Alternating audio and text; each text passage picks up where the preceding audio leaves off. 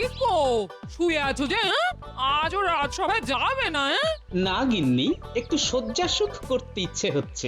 শোনো, আজ মনে হচ্ছে মহারাজ লোক পাঠাবে আমার খোঁজ নেবার জন্য। তাহলে কি হবে? তোমাকে এইরকম শুয়ে থাকতে দেখলে কি ভাববে? শোনো গিন্নি, আজ যদি মহারাজের লোক আসে তুমি বলে দেবে যে আমি নেই, তীর্থ করতে গেছি, ঠিক আছে? রাজসভার চাকরি থাকলে হয়। রাজসভা থেকে আমাকে কেউ হটাতে পারবে না, এই বিশ্বাস আমার আছে গিন্নি।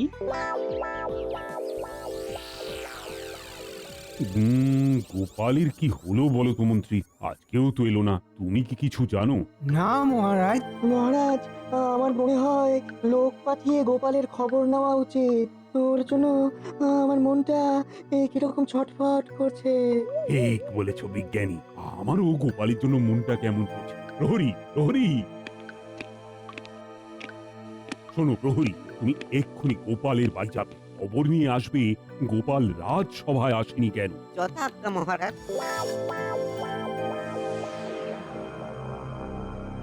মন্ত্রী, অনেক দিন ধরে একটা ইচ্ছে মাথার মধ্যে কেবলই কামড়াচ্ছে। কি ইচ্ছে মহারাজ? কৃষ্ণনগর আক্রমণ করে মহারাজ কৃষ্ণচন্দ্রকে বন্দি বানিয়ে এই খাম্বাজ রাজ্যের ভৃত্য করে রাখতে।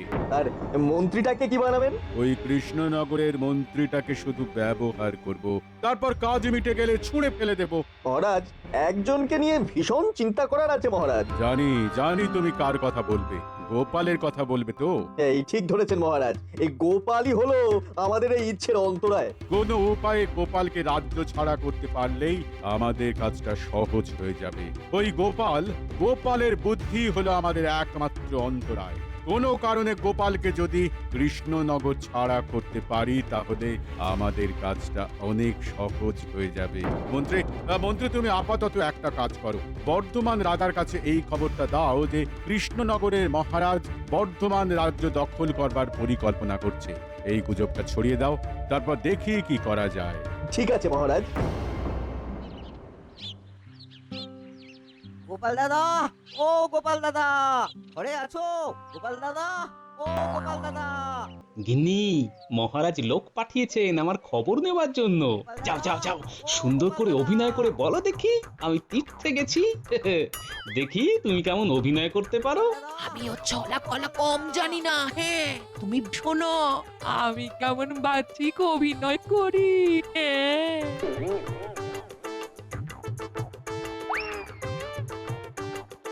গোপাল দাদা, ও গোপাল দাদা, তুমি কি ঘরে আছো? এ ভাই, ও তুমি? প্রণাম গিন্নিমা। মহারাজ গোপাল দাদার খবর আনতে পাঠিয়েছেন। ভাই, তোমাদের গোপাল দাদা তো বাড়ি নেই গো, একটু তীর্থে গেছে। কবে ফিরবে বলতে পারছি না। আসলে রাতে কোন এক দেবীর স্বপ্ন দেখে খুব ভয় পেয়ে গেছিল। সকালে উঠে মুখে কিছু না দিয়ে চলে গেল। ঠিক আছে গিন্নিমা, ঠিক আছে, তবে আমি আসি। যাবে কি, দুপুর বেলায় গেরস্ত বাড়িতে এসেছো, একটু জল বাতাসে খেয়ে যাও। ভেতরে এসো, ভেতরে এসো। বাহ বাহ গিন্নি বাহ, কি সুন্দর একটা গল্প ফাঁদলে, পাওয়া যায় না।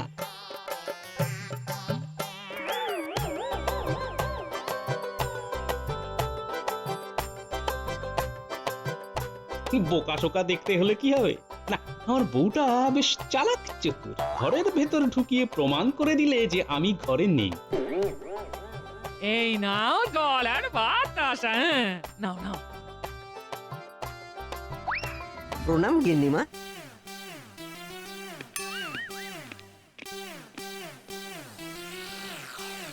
বলো প্রহরী, গোপালের কি খবর পেলে? মহারাজ গোপাল দাদা তীর্থে গেছে।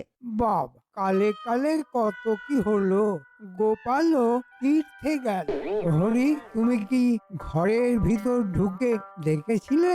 আমি ঢুকবো কি, গিন্নিমা তো ঘরের ভেতর ঢুকিয়ে বসিয়ে বেশ আদর করে ঠান্ডা জল আর গুড়ের বাতাসা খাইয়ে তবে ছাড়লো। ঠিক আছে, খবর পাওয়া গেল যে গোপাল সুস্থ, এতেই আমি খুশি। গোপালের এই না বলে যাওয়াটা একদম সমর্থনযোগ্য নয়। বলে কয়ে যাবার মতো তো সময় পাওয়া যায়নি। তাতে কোনো এক দেবতার স্বপ্ন দেখে ভয় পেয়ে গিয়ে ওই সকালে কিছু মুখে না দিয়ে বেরিয়ে পড়েছে। গিন্নিমা তো তাই বলল। ব্যাস জানা হয়ে গেল। কি মন্ত্রী, তোমার জটিল মাথায় আর কিছু জানবার আছে নাকি? না মহারাজ, আর আমার জানার কিচ্ছু নেই। মহারাজ, একজন লোক আপনার সঙ্গে দেখা করতে চায়। এত রাতে কি দরকার? ঠিক আছে ঠিক আছে, পাঠিয়ে দাও।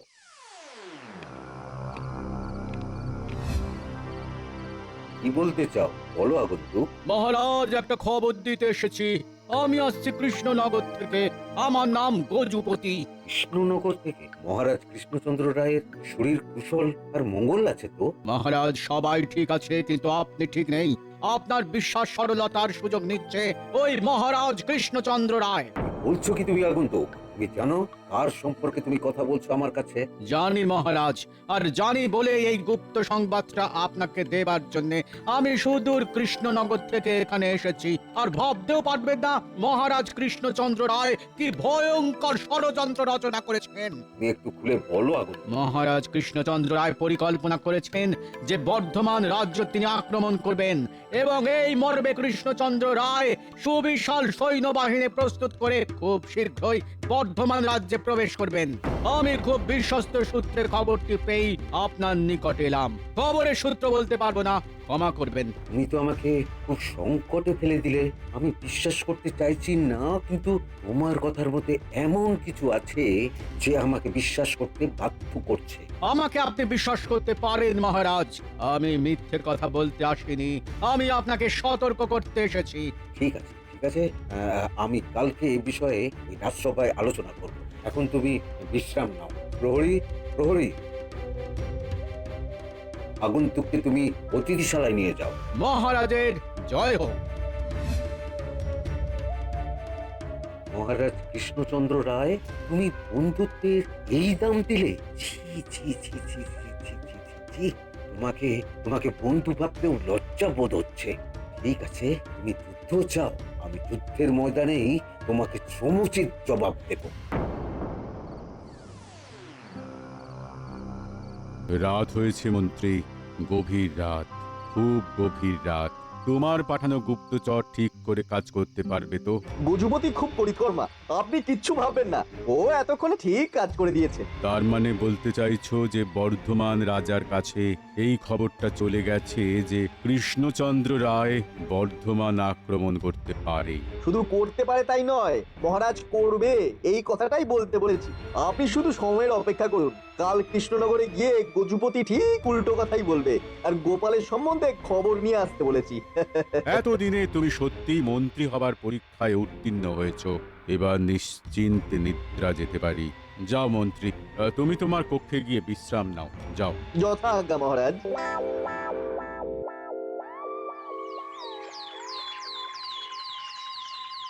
কি গো, আজকেও কি রাজসভায় যাবে না? কেন? এই যে তোমার কাছে রয়েছি, তোমার কি ভালো লাগছে না? না, তা নয়। কাল রাজসভায় যাব, আজ শুয়ে শুয়ে ভাববো যে কাল কি বলবো। মাথাটারও বিশ্রাম প্রয়োজন। যাও তুমি কাজে যাও, আমি আমার বরাদ্দ শয্যা সুখ উপভোগ করি। প্রণাম মহারাজ, আমি বর্ধমান থেকে আসছি একটা বিশেষ খবর দিতে। আমার নাম গজুপতি। কি বিশেষ খবর? মহারাজ, কৃষ্ণনগরের ওপর ভয়ানক বিপদ ঘনিয়ে আসছে, তাই আগাম সতর্ক করতে চলে এলাম। বিপদ? ওরে বাবা! মহারাজ খুব মন দিয়ে শুনুন। বর্ধমানের মহারাজ এই কৃষ্ণনগর আক্রমণ করবার জন্য প্রস্তুত হচ্ছে। কি কি বলছো গজপতি? এটা তো অবিশ্বাস্য। বর্ধমানের মহারাজ তো আমার পরম মিত্র। মিত্রতা শত্রুতাতে পরিণত হতে বেশি সময় লাগে না মহারাজ। চিরস্থায়ী বন্ধু বলে তো কিছু নেই। তুমি কোথা থেকে খবর পেলে আগন্তুক? খবরের উৎস তো বলা যাবে না মন্ত্রী মশাই, তার কারণ আমাকে আরো খবর জানতে হবে। যিনি আমাকে এই খবরটি দিয়েছেন তার নাম গোপন রাখতে বলেছেন। কি ভয়ঙ্কর হাতান্তরে পড়লাম রে বাবা! সেনাপতি নেই, গোপাল নেই, কার সাথে আলোচনা করব? মহারাজ, আপনি চিন্তা করবেন না। এখন আমাদের কাজ হলো আমাদের সেনাকে যুদ্ধের জন্য তৈরি রাখা আর খবরের সত্যতা সম্পর্কে সঠিক তথ্য নেওয়া। এই কি বলেছো বিজ্ঞানী? হ্যাঁ, আমাদের সেনাদের সাহস আর বীরত্ব নিয়ে কোনো কথা হবে না মহারাজ। আমরা যদি সীমান্তে দাঁড়িয়ে হাঁচি, সেই হাঁচির দাপটে বর্তমান রাজ্য কেঁপে যাবে। হ্যাঁ, ঠিক বলেছো, ঠিক বলেছো। আগন্তুক, তুমি আমাদের অতিথিশালায় বিশ্রাম নাও। আমরা তোমার উপর খুব খুশি হয়েছি। প্রহরী, আগন্তুকে নিয়ে যাও। কি ভাবছেন মন্ত্রী মশাই? একটা সুযোগ এসেছে হাতে, সেই সুযোগটা কাজে লাগাতে হবে। সে সুযোগ? গোপালের অন্তর্ধান এবং বর্ধমান রাজার আক্রমণের হুমকি, এই দুটোকে মিলিয়ে দাও। আমি বুঝে গেছি, আমার মাথায় একটা দারুণ বুদ্ধি এসে গেছে। গোপালের এই তীর্থযাত্রা আর বর্ধমান রাজার হুমকি আমার মাথা খুলে দিয়েছে। কাল রাজসভায় দেখবে আমার খেলা। আজ বলে দিলে ভালো হতো। না, তোমাদেরও তো চিন্তা শক্তি আছে। আজ রাত ভাবো, যদি না পারো তো কাল রাজসভায় শুনে নিও। এখন চললাম এক ঢিলে দুই পাখি।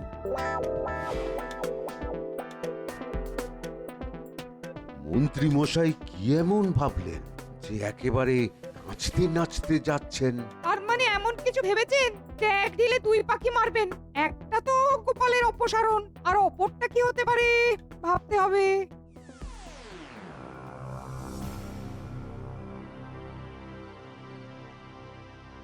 কি গো, কাল কি রাজসভায় যাবে না কালো সজ্জা বিলাস চলবে?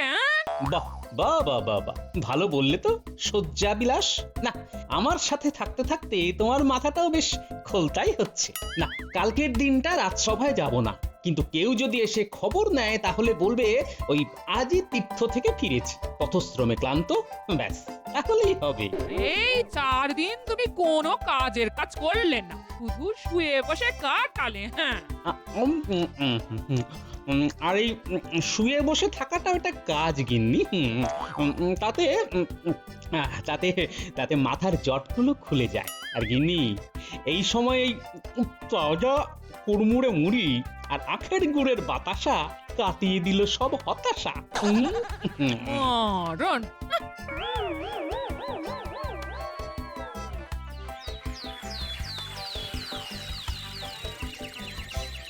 কাল সারা রাত ধরে চিন্তা করে কিছুই বার করতে পারলাম না। দেখি মন্ত্রী মশাই কি বলেন। মহারাজ, আমি আজ এমন একটা কথা বলবো যেটা শুনে আপনি বিস্ময়ে হতবাক হয়ে যাবেন। কি কথা মন্ত্রী মশাই? আরে তাড়াতাড়ি বলো, তাড়াতাড়ি। আমি একটা বর্ধমান রাজার ধাক্কায় তো টলমল করছি। এবার যে কথাটা বলবো সেটা শুনে ধরাশায়ী হয়ে যাবে। মানে? মহারাজ, গোপালের তীর্থযাত্রা সম্পর্কে খবর এসেছে। গোপাল বর্ধমান রাজার কাছে তীর্থযাত্রা করতে গিয়েছিল। মানে মানে কি বলছো বলো তো তুমি?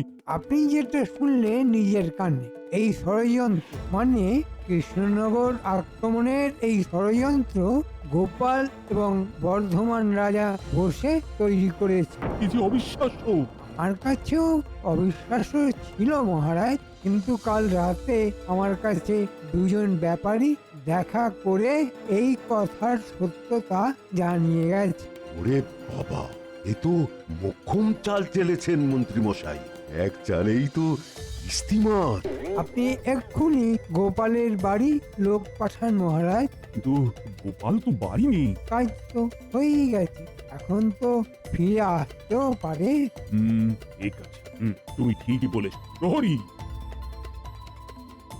তুমি এক্ষুনি গোপালের বাড়ি যাও। গোপাল থাকলে নিয়ে এসো। বলবে মহারাজ জরুরি তলব করেছেন। যথাজ্ঞা মহারাজ।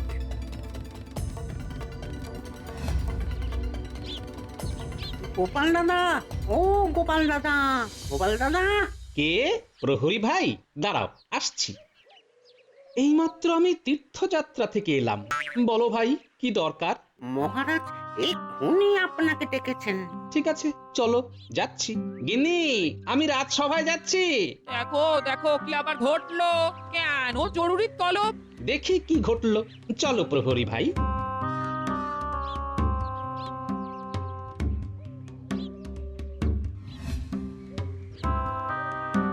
এই এই তো গোপাল এসে গেছে। প্রণাম মহারাজ, আজই এলাম, পথশ্রমে একটু ক্লান্ত। কোথায় তীর্থ করতে গিয়েছিলে গোপাল? মন্ত্রী, আমাকে জিজ্ঞেস করতে দাও। গোপাল, আমি বিশ্বস্ত সূত্রে জেনেছি যে তুমি বর্ধমান রাজার কাছে গিয়েছিলে এবং ষড়যন্ত্র করতে গিয়েছিলে। তুমি কিন্তু না বলতে পারবে না। বর্ধমান থেকে গজুপতি বলে এক সজ্জন এসে বলেছে যে বর্ধমানের রাজা কৃষ্ণনগর আক্রমণ করতে চায়। আমি ষড়যন্ত্র? কি বলছেন মহারাজ? তাহলে তোমাকে প্রমাণ দিতে হবে কোন দেবতার স্বপ্ন দেখে কোন দেবতার আশ্রয়ে তুমি পুজো দিতে গিয়েছিলে। এই রে, আমার অবর্তমানে মন্ত্রী নিশ্চয়ই কিছু চাল চেলেছে। আর তুমি চুপ কেন? এই মুহূর্তে চুপ থাকাই ভালো, কারণ আমি যদি বলি আমি ঘরে ছিলাম তাহলে মহারাজ বিশ্বাস করবে না। তোমার নীরবতাই আমার প্রশ্নের উত্তর দিয়ে দিয়েছে। তার মানে তুমি এই ভিন্ন ষড়যন্ত্রের সাথে যুক্ত। না না না না না না না, আমি আর তোমার মুখ দেখতে রাজি নই। তুমি আজ এই মুহূর্তে এই রাজ্য থেকে চলে যাবে। মহারাজ, আমার কি দোষ সেটাই তো বুঝলাম না। অভাগা জানিল না, বিচার হইয়া গেল। মহারাজ, আমি বুঝিয়ে বলছি, আপনি শান্ত থাকুন। নির্ঘাত সরল সাদা মহারাজকে কেউ কোনো মিথ্যে কথা বলে আমার প্রতি খেপিয়ে তুলেছে। শোনো গোপাল, বর্ধমান রাজা ঘোষণা করেছেন যে তারা কৃষ্ণনগর আক্রমণ করবে। একজন শুভানুধ্যায়ী এসে সেই খবর দিয়ে গেছে এবং আমার কাছে খবর আছে যে তুমি এই ষড়যন্ত্রে আছো। তুমি চলে যাও গোপাল। বেশ বেশ মহারাজ, আপনাদের যখন তাই ইচ্ছে আমি চলে যাব মহারাজ। কেউ চলে যায় ভালো থাকার জন্যে, যেমন গোপাল, আর কেউ থেকে যায় ভালো করার জন্যে, যেমন আমি। প্রণাম মহারাজ, আমি আসি। বেচারা গোপাল, ওকে মন্ত্রী ইচ্ছে করে ফাঁসিয়ে দিল। আমি এখন মুক্ত মহারাজ। এতদিনে আপদটা বিদে হল। ঝিনুকের মধ্যে যে বন্দি সে নাকি মুক্ত।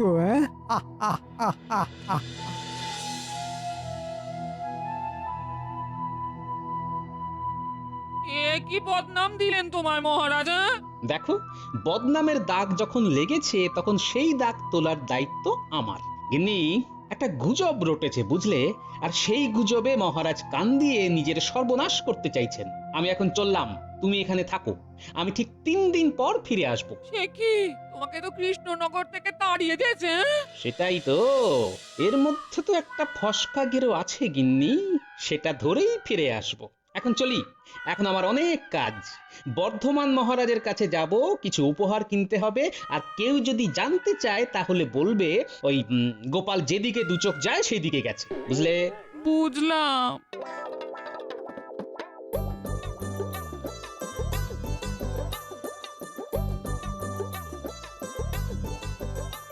মহারাজ, কৃষ্ণনগর থেকে ওই গোপাল ভাঁড় এসেছেন, আপনার সাথে দেখা করতে চান। ঠিক আছে ঠিক আছে, পাঠিয়ে দাও।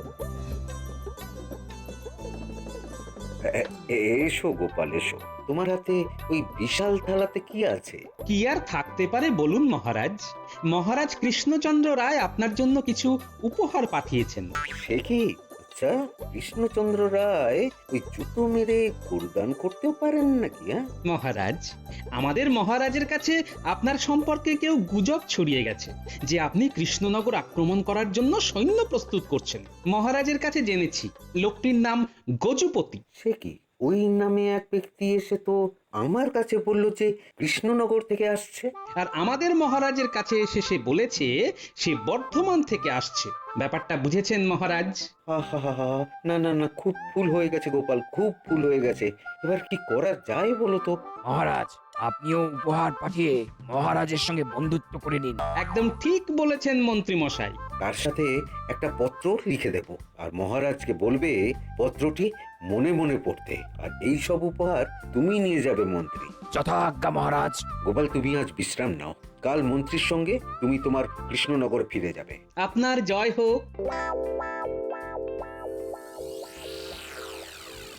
মহারাজ গজুপতিকে একটা বিশেষ উপহার দিতে হবে। আমার জন্য চিন্তা করতে হবে না, আমার চিন্তা করবে খাম্বাজ রাজ। যাক, আমাকে যে কাজ দেয়া হয়েছিল সেটা ঠিকভাবে করতে পেরেছি। আপনার শুভ হোক। গজপতি গোপালের আসনে বসবে, এই ঠিক আছে? দুদিন পরে তোমার ওই সিংহাসনটাও থাকবে না। আপনার খুব কৃপা মহারাজ।